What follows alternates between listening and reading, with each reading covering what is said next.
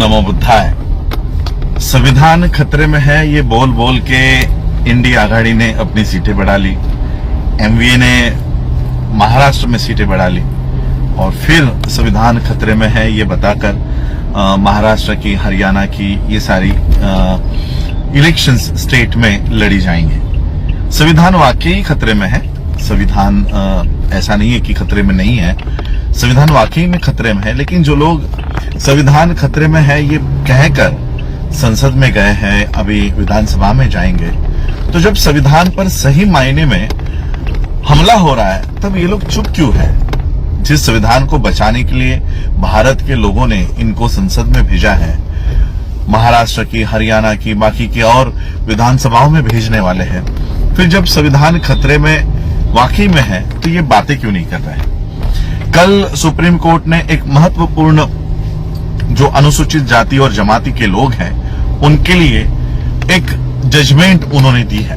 बहुत सारे अनुसूचित जाति और जमाती के लोग, यानी जिन्हें हम एससी कहते हैं, शेड्यूल कास्ट, और एसटी कहते हैं, शेड्यूल ट्राइब, इन लोगों को, बहुत लोगों को ये पता भी नहीं है कि क्या जजमेंट पास हुई है और ये उनसे उम्मीद भी नहीं करता मैं कि उनको सुप्रीम कोर्ट की इतनी बड़ी जजमेंट पढ़ के उस पे वो अभ्यास करे या उस पे कुछ प्रतिक्रिया दे। ये तो हमारे जैसे पढ़े लिखे लोगों का, आपके जैसे पढ़े लिखे लोगों का, हमारे समाज में एडवोकेट्स जो है, पढ़े लिखे वर्ग जो है, ये उनका काम है उन्हें समझाना। सुप्रीम कोर्ट ने कल जो निर्णय दिया है कि जितने भी राज्य भारत में हैं वो अपने अपने राज्य में अनुसूचित जाति यानी एससी और अनुसूचित जमाती यानी एसटी के लिस्ट में वो ग्रुप्स कर सकते हैं, यानी कोटा जो दिया हुआ है उस कोटा के अंदर वो कोटा लागू कर सकते हैं, बाइफर्केशन इन रिजर्वेशन कर सकते हैं। यानी सिंपल वे में मैं आपको बताना चाहता हूं, भारत में वो उन्होंने जिस तरह से आज एनटी में ए बी सी डी किया हुआ है रिजर्वेशन जो है, जैसे for example D notified tribe है जिसे हम एनटी कहते हैं। एनटी में 4 वर्ग है, एनटी ए, एनटी बी, एनटी सी और एनटी डी। एनटी ए का रिजर्वेशन है 3%, एनटी बी का रिजर्वेशन है 2.5%, एनटी सी का परसेंटेज है 3.5% और एनटी डी का परसेंटेज है 2%। ये एक ही anti denotified tribe, nomadic tribe का एक ही कास्ट में 4 वर्गीकरण यहां पर है और यही वर्गीकरण अब एससी में आएगा और एसटी में भी आएगा। आज फिलहाल रिजर्वेशन कोटा महाराष्ट्र में एम्प्लॉयमेंट के लिए एससी का है परसेंटेज है 13% और एसटी का परसेंटेज है 7%। 7% एसटी और 13% एससी, ऐसा ये रिजर्वेशन कोटा है। अब कोटा के अंदर कोटा आएगा, मतलब क्या होगा, 13% जो एससी है उस एससी में 3%, 2%, 2.5%, 3.5% ऐसा परसेंटेज पूरे भारत के सारे स्टेट्स में ये लागू होगा। उसी तरह से एसटी 7% है, उसी 7% में 2%, 1%, 3%, 4%, ऐसा करके 7% को भी डिवाइड किया जाएगा। अब ये बहुत सारे लोगों को पता नहीं है, उनको लग रहा है कि तो ये तो अच्छा है। सरकार ने, सुप्रीम कोर्ट ने कहा है कि जो जातियां एससी में या अनुसूचित जमाती में पिछड़ी है उनको आगे लाने के लिए हम जो आगे आई हुई जातियां हैं उनको पीछे डाल देंगे। अब फॉर एग्जांपल मैं पूरी भारत की अनुसूचित जाति की लिस्ट नहीं पढ़ूंगा क्योंकि बहुत लंबी लिस्ट है। महाराष्ट्र में मैं वैसे एक एग्जांपल देना चाहूंगा। आंध्र प्रदेश में अनुसूचित जाति में 61 कास्ट आती है, आसाम में यही आंकड़ा 16 जातियां आती है, बिहार में अनुसूचित जाति में 23 जातियां आती है, गुजरात में अनुसूचित जाति में 36 जातियां आती है, हरियाणा में अनुसूचित जाति में 37 कास्ट आती है, हिमाचल प्रदेश में यही आंकड़ा 57 जातियां है, झारखंड में 22 जातियां एससी है, कर्नाटक में 59 भी नहीं, 101 जातियां कर्नाटक में एससी है, केरला में केरला में ये आंकड़ा 69 है, मध्य प्रदेश में ये आंकड़ा 48 है, महाराष्ट्र में ये आंकड़ा 59 है। ऐसे कई सारे स्टेट्स की ये अनुसूची आपको गैजेट में देखने मिल जाएगी। मैं अब सिर्फ महाराष्ट्र की बात करता हूं। महाराष्ट्र में 59 कास्ट है एससीज में। इसमें मैं कुछ जातियों का नाम क्रम में पढ़ना चाहूंगा। पहली जात है अगेर नाम की। अगेर, अनामुक, आरयमाला, अरवमाला, बहना, बहाना, बाकड़, बांट, बलाही, बलई, बसूर, बरूड़, बंसूर, बंसोड़ी, बसोड़, बेड़ा जंगम, बुड़गा जंगम, बेदर, बाम्बी, बाम्बी, असादु, दारू, असोरी, चमाड़िया, चमार, चमारी, चांभार, चमगर, हरियाला, हराली, ऐसी बहुत सारी जातियां हैं। भंगी, बिंडला, ब्यागरा, चलवादी, चेन्ना दसर, दक्कल, ढोर, दोम, यलमवार, गारो, घासी, हल्लेर, हलसर, होलार, होलाया, ये सारी जातियां हैं। उसमें 37 नंबर पे है महार, 39 माला, दसारी, 40 पे माला, अन्नाई, 47 पे है मांग। मैं इसलिए जंप कर रहा हूं क्योंकि 37 नंबर महार, 47 नंबर मांग और 3 नंबर की 3 भी नहीं, 11 नंबर पे है चांभार। ये 3 जातियां महाराष्ट्र में प्रशासन में भी है। ये आपको इनके एमएलएस भी दिखाई देंगे, इनके एमपीज भी दिखाई देंगे। तो महाराष्ट्र में ये 59 कास्ट जो है, ये 59 कास्ट में ये 3 जातियां महार, मातंग और चंभार, ये प्रशासन में है। एजुकेशन भी इनका भी अच्छे से हो रहा है। नौकरियां भी एससी के जो सीट्स है यहां पर ये आपको पाए जाएंगे। अब ये 3 कास्ट जो यहां पर आगे आई है, यानी हमने कभी भी महाराष्ट्र में ये जातियां कभी नहीं सुनी थी। आहेर, अनामुक, आरय, बहाना, ये सारी जो जातियां हैं महाराष्ट्र के लोगों को पता भी नहीं होगी कि ये हमारी जातियां है, ये एससी की जातियां है। कई सारी जातियों को तो हम पहली बार हम लोग इनके नाम सुन रहे होंगे। अब ये जो जातियां हैं जिसके बारे में हम जानते भी नहीं है या उनकी पॉपुलेशन भी बहुत कम होगी, ऐसे जातियों को ग्रुप बनाकर उनको ए कैटेगरी में रखेंगे, यानी एससी ए में कौन सी जातियां आएंगी?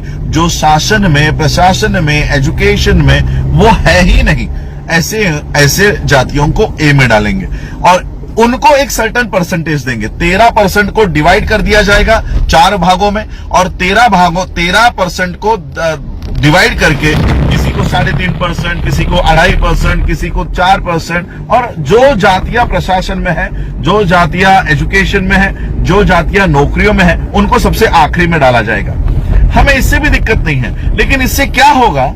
इससे यह होगा कि ए कैटेगरी में जब भर्ती शुरू होगी और ये जातियां जो है अहेर, बाम्बी, अनामुक, आरयमाला, ये कास्ट के लोगों को वहां पर फर्स्ट प्रेफरेंस दिया जाएगा।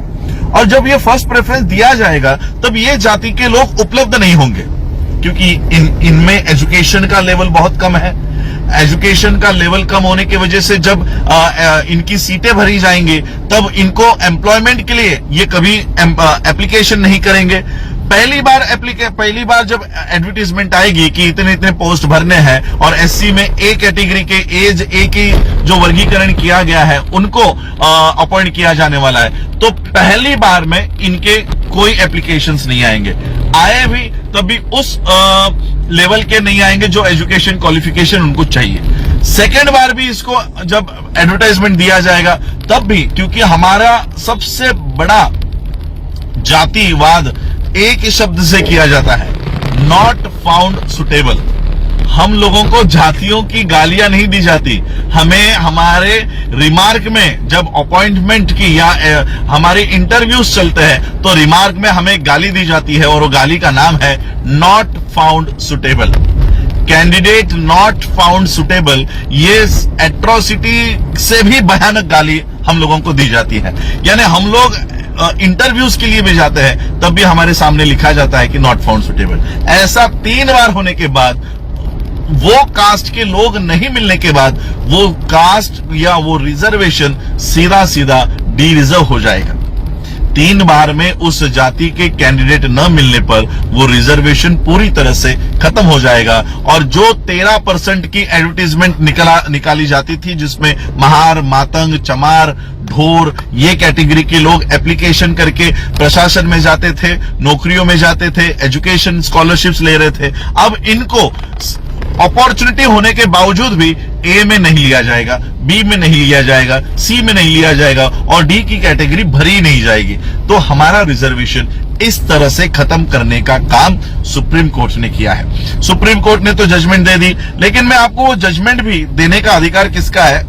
आर्टिकल 341, बाबा साहब अंबेडकर जी ने आर्टिकल 341 देखो कैसा लिखा है। बहुत सारे लोगों को इसको शांत दिमाग से पढ़ने की जरूरत है। क्या लिखते हैं Baba Saheb Ambedkar? The president may with respect to any state, मैं यूनियन टेरिटरी की बात नहीं करूंगा, the president may with respect to any state और union territory and where it is a state after consultation with governor thereof by public notification specify the caste, races or tribes or parts or groups within caste, races or tribes which shall for the purpose of this constitution be deemed to be scheduled caste in relation to that state or union territory as the case may be. Parliament may by law include in or exclude from the list of scheduled castes specified in a notification issued under clause 1 of any caste, race or tribe or part of or group within any caste, race or tribe, but save as aforesaid a notification issued under the said clause shall not be varied by any subsequent notification. इसका मतलब क्या है? बाबा साहब लिखते हैं कि parliament या पहला article 341 subsection 1 में बाबा साहब लिखते हैं the president may with respect to any state after consultation with governor thereof, अगर आपको महाराष्ट्र के अनुसूचित जाति को ए, बी, सी, डी में वर्गीकरण करना है तो पहले तो गवर्नर से कंसल्ट करना है। गवर्नर से कंसल्ट करने के लिए भी पब्लिक नोटिफिकेशन डालनी है और उसके बाद आपको अगर वर्गीकरण करना है तो वो उस तरह से करना होगा। अब गवर्नर का अधिकार निकालकर अब ये पब्लिक नोटिफिकेशन हटाकर सुप्रीम कोर्ट ने सीधा सीधा कह दिया है कि आपने अपने राज्य में वर्गीकरण कर देना। हम लोग ओबीसी के आरक्षण बचाने की लड़ाई लड़ रहे हैं और उसकी बचाने की लड़ाई लड़ते लड़ते हम अपना आरक्षण खो दिए हैं। खोने वाले हैं नहीं, खो दिए हैं। और एबीसीडी हमारे लोग, हमारे महामूर्ख लोग एबीसीडी के वर्गीकरण का समर्थन कर रहे हैं। इस वर्गीकरण का समर्थन करने वाले लोगों को मैं बताना चाहता हूं कि आने वाले समय में एससी का रिजर्वेशन ये पूरी तरह से खत्म हो चुका होगा। नॉट ओनली एससी के बाद एसटी भी इसमें इंक्लूड किया गया है। एससी और एसटी, एक तो पिछले 7 सालों से वैकेंसीज भरी नहीं गई है। सारे गवर्नमेंट पोस्ट एससी एसटी के ओबीसीज के खाली पड़े हुए हैं, बैकलॉग भरा नहीं गया है। अब बैकलॉग भरने की जब बारी आ रही है तो उन्होंने कहा कि जो कास्ट सबसे ज्यादा अप्लाई कर रही है या एजुकेशन में आगे है या अपने हक और अधिकार के प्रति जागरूक है, इसको सबसे पीछे रखो। और जो कास्ट जिसको कुछ भी पता नहीं है कि हम एससी है, एसटी है, ओबीसी है, ऐसे लोगों को आगे लेकर आओ और उनके कैंडिडेट्स को भरो। आने वाले समय में इस कास्ट के लोगों को कैंडिडेट नॉट फाउंड सुटेबल करके करार दिया जाएगा। SC A B C D किया जाएगा। ए की कैटेगरी धीरे धीरे खत्म हो जाएगी, बी खत्म हो जाएगी, सी खत्म हो जाएगी और डी को कभी भी भरा नहीं जाएगा। हम लोग डी कैटेगरी में चले जाएंगे। महार, मातंग, चमार, ढोर, पंजाब के चमार, बाकी जाटव्स, ये जो लोग आज शासन, प्रशासन और एजुकेशन में दिख रहे हैं, ये आने वाले समय में पूरी तरह से शासन प्रशासन से निकल जाएंगे। एमपीज एमएलएस की सीट, रिजर्व सीट जो है, वहां पर भी इन लोगों को कभी आने का मौका नहीं मिलेगा। इस तरह से ये कानून है और इसलिए मैं आप सभी लोगों को कहना चाहता हूं, आने वाले समय में हम लोगों को आरक्षण बचाने की, एससी और एसटी के लोगों को आगे आकर कि वर्गीकरण, तेलंगाना ने तो कल ही जाहिर कर दिया कि हम भारत का पहला स्टेट होंगे जहां पर हम एससी और एसटी में इस तरह का बाइफर्केशन करेंगे, एबीसीडी वर्गीकरण वो लोग करेंगे।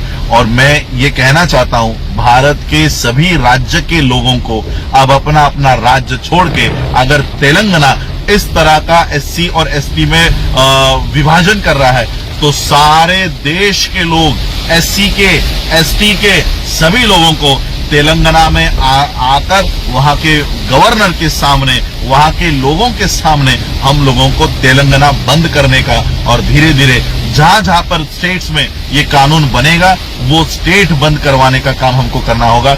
अब ये लड़ाई कानूनी नहीं रही, क्योंकि कानूनी दावपेच से ही तो ये नीचे तक आया है। तो अब ये कानून अगर बनने जाए तो इस कानून का रास्तों के ऊपर खड़े होकर हम लोगों को इसका विरोध करना होगा। और उसी के साथ इस कानून का विरोध करने वाले हमारे सच्चे प्रतिनिधि हर स्टेट के असेंबलीज में हम लोगों को भेजना होगा। और इसीलिए मैं बाबा साहब का आरपीआई जिंदा करना चाहता था कि आज सभी स्टेट्स में ये काम होने जा रहा है। हमारे लोगों को प्रशासन से बाहर निकाला जाएगा, पॉलिटिक्स से बाहर निकाला जाएगा, एजुकेशन से बाहर निकाला जाएगा। और हमारे जो गधे 131 दलाल एमपीज संसद में बैठे हैं, ये इसके ऊपर मुंह तक नहीं खोलेंगे। और इसलिए हमें हमारे सच्चे प्रतिनिधि, सच्चे और पढ़े लिखे प्रतिनिधि, ऐसे नहीं कि मुझे बोलने नहीं दिया जा रहा, मुझे अत्याचार किया जा रहा है,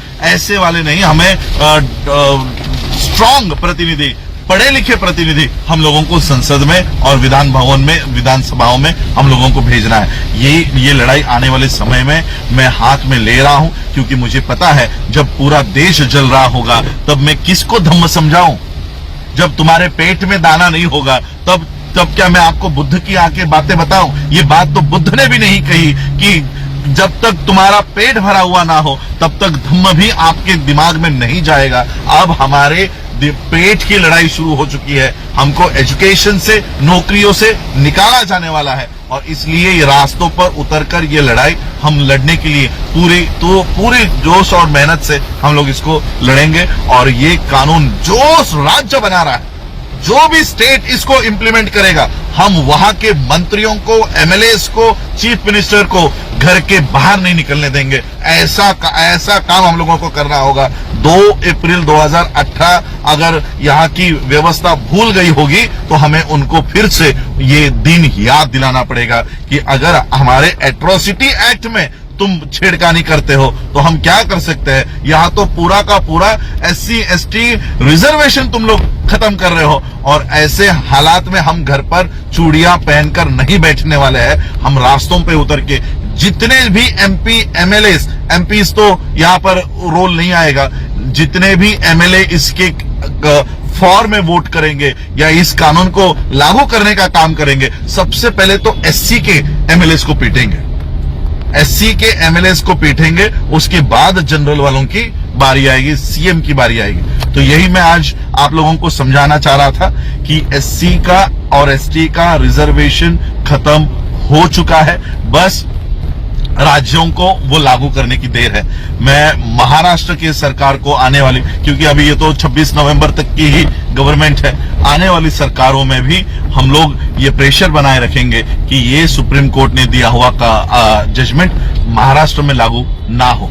बस यही समझाने के लिए मैं आज आपको, क्योंकि बहुत सारे हमारे और वर्गीकरण का हमारे ही नालायक लोगों ने कई सारे स्टेट्स में जाकर इसका समर्थन किया हुआ है कि वर्गीकरण होना चाहिए। अब क्यों होना चाहिए ये कभी इन्होंने बताया नहीं, लेकिन ABCD ये बाइफर्केशन अगर एससी में हो जाए और एसटी में हो जाए तो हमारे जो कैंडिडेट सुटेबल होने के बावजूद भी ABCD में कभी अप्लाई नहीं कर पाएंगे और कैंडिडेट नॉट सुटेबल कहकर हमारी जो रिजर्वेशन है, ये डी रिजर्व, ये जो सीट्स है ये डी रिजर्व कर दी जाएंगी। इसलिए हम लोगों को इस कानून के खिलाफ लड़ना है। जय भीम, नमो बुद्धाय।